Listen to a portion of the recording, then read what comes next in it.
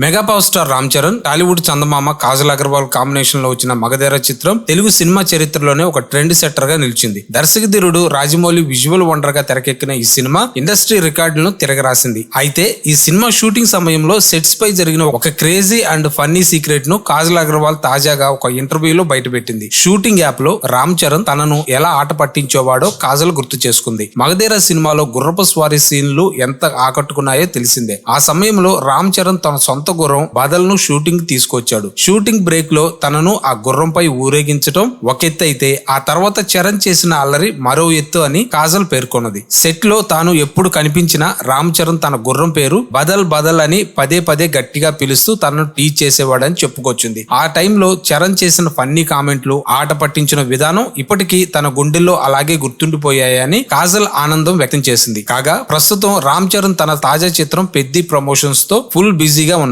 ఈ most awaited చిత్రం June 4న ప్రపంచవ్యాప్తంగా ప్రేక్షకుల ముందు రాబోతుంది. ఇలాంటి మంచి సినిమా అప్డేట్స్ కోసం మా సినిమా షో ఛానల్ ని సబ్స్క్రైబ్ చేయండి.